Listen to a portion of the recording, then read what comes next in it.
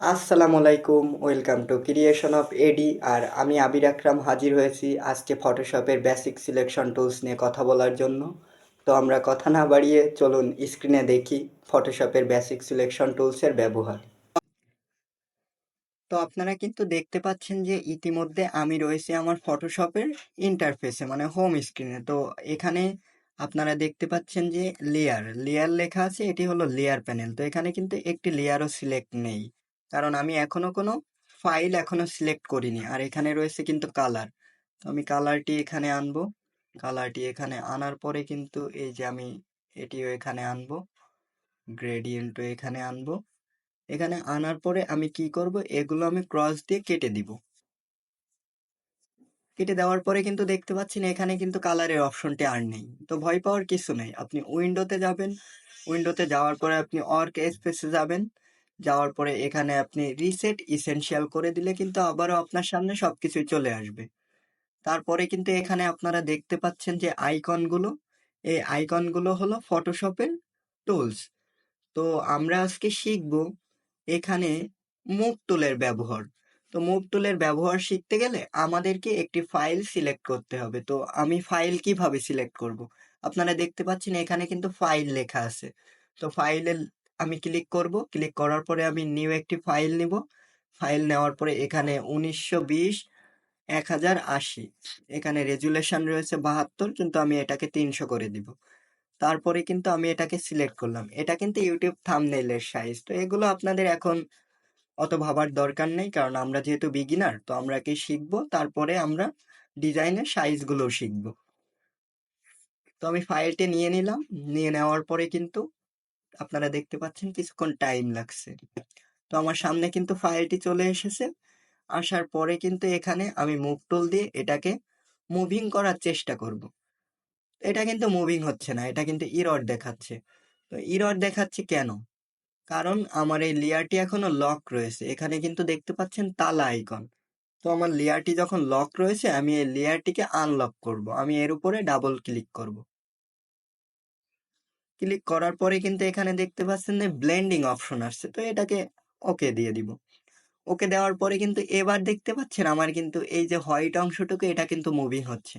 আর আমি এই মুভিংটা কিভাবে করছি সেটি হলো আমার মাউসের লেফট, মানে বাম সাইডের যে আঙ্গুলটি আছে সেটা প্রেস করে আমি এটাকে মুভিং করছি। তো আমি এটাকে ঠিকঠাক জায়গায় আবারও বসিয়ে রাখবো। সেক্ষেত্রে কি করতে হবে, আমাকে কিবোর্ডের কন্ট্রোল জেড চাপতে হবে।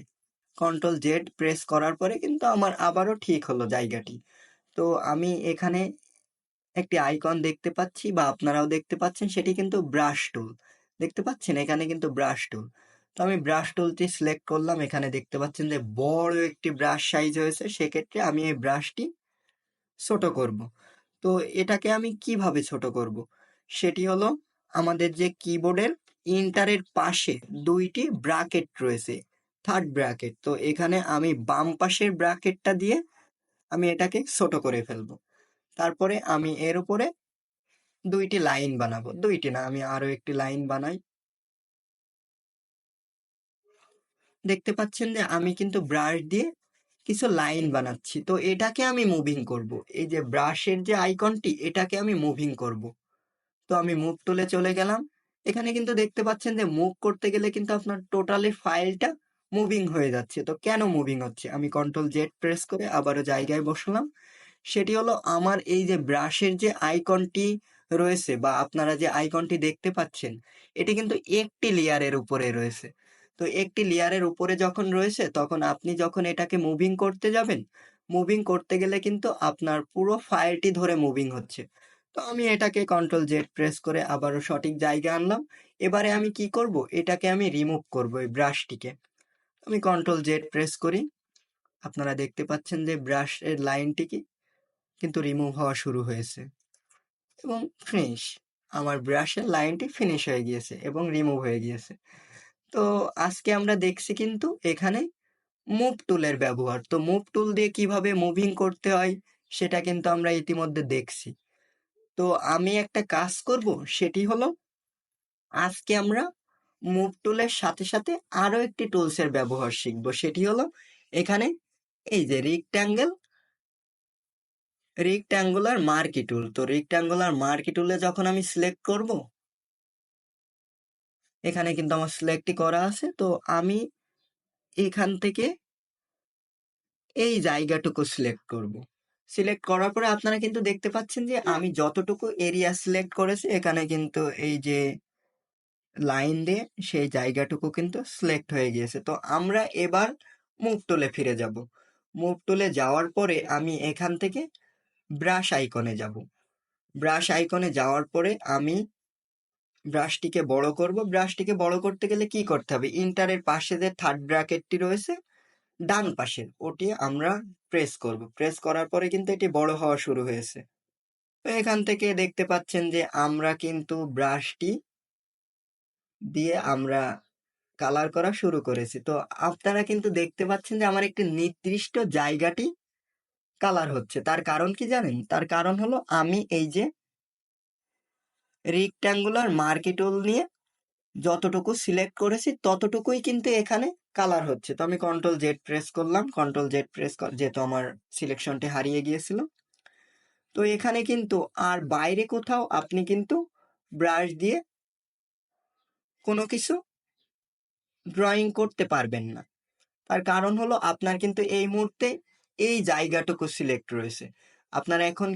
আপনারা কিন্তু দেখতে পাচ্ছেন যে এই জায়গাটুকুই সিলেক্ট রয়েছে। আর যেহেতু আপনি এই জায়গাটুকুই সিলেক্ট করেছেন, সেহেতু আপনার ব্রাশের কালারটি জাস্ট এই জায়গাটুকুই হবে। তো আমি এখন করব কি, কন্ট্রোল ডি প্রেস করে এটিকে আমি আবারও আমার সিলেকশন জায়গা থেকে সরিয়ে নিলাম। আমার যতটুকু সিলেকশন ছিল সেটাকে আমি রিমুভ করে ফেললাম সিলেকশন জায়গাটুকু। তো আমি এবার ব্রাশ টুল নিব। ব্রাশ টুল নেওয়ার পরে কিন্তু আমি এটাকে এর উপরে আবারও আমি ব্ল্যাকের ব্রাশ দিয়ে ড্রয়িং করা শুরু করছি। তো আপনারা কিন্তু দেখতে পাচ্ছেন এবার কিন্তু আমার পুরো এরিয়াটি আমি যেখানে ব্রাশ দিয়ে আমি আঁকাচ্ছি বা ড্রয়িং করছি সেখানে কিন্তু এবার কালারটি পড়ছে। তার কারণ হলো আমার এবার কোনো সিলেকশন নেই, আমি আমার নির্দিষ্ট অংশটি সিলেক্ট করিনি। তো সেক্ষেত্রে আমি এখানে আবারও মার্কি টুলে যাব। মার্কি টুলে যাওয়ার পরে আমি এইটুকু সিলেক্ট করব। এইটুকু সিলেক্ট করার পরে আমি ব্রাশ আইকনে যাব। ব্রাশ আইকনে যাওয়ার পরে আমি এখান থেকে এই যে দেখতে পাচ্ছেন যে তীরের মতো আইকন, এখানে আমি ক্লিক করলাম, আমার হোয়াইট কালারটি উপরে চলে আসলো। এবার আমি এখানে কালার করছি। আপনারা কিন্তু দেখতে পাচ্ছেন যে আমার এই সিলেকশন অংশটুকুই কালার হচ্ছে। তো আজকে আমরা দেখলাম মুভ টুল আর রেক্ট্যাঙ্গেল মার্কি টুল। আর এখানে কিন্তু লেয়ার একটাই রয়েছে, কারণ আমার অতিরিক্ত আর কোনো লেয়ার সিলেক্ট নেই এখানে, যার কারণে আমি কিন্তু যেটা করছি একটা লেয়ারের উপরেই করছি। তো আমি এটাকে এখন এই যে সিলেকশনের অংশটুকু রয়েছে এটুকুকে আমি এখন রিমুভ করে দিব। সেক্ষেত্রে আমি কন্ট্রোল ডি চাপবো। কিবোর্ডের কন্ট্রোল ডি প্রেস করলে এটা কিন্তু রিমুভ হয়ে যাবে আপনার সিলেকশন, যে এমন ধরনের যে লাইনটা ছিল ওটাকে আপনি রিমুভ করতে গেলে কিবোর্ডের কন্ট্রোল ডি প্রেস করলে এটা রিমুভ হয়ে যাবে। আজকের ক্লাসে আমরা কি শিখলাম সেটা হলো মুভ টুল। মুভ টুল দিয়ে কিভাবে আমার ফটোশপের ফাইলটি মুভিং করব এবং কিভাবে আমরা মার্কি টুল দিয়ে সিলেক্ট করব আমাদের সিলেকশন এরিয়াটি, আমরা এটির উপরে আমরা একটি ছোট্ট ক্লাস দেখলাম। তো আপনাদের যদি আমার এই ক্লাসটি ভালো লেগে থাকে তাহলে অবশ্যই আপনার বন্ধুদের সাথে আমার ক্লাসটি শেয়ার করবেন এবং আমার চ্যানেলটি অবশ্যই সাবস্ক্রাইব করবেন। তো ভালো থাকবেন সবাই, দেখা হচ্ছে পরবর্তী ক্লাসে এবং পরবর্তী ক্লাসটিও থাকবে ফটোশপ রিলেটেড। আসসালামু আলাইকুম।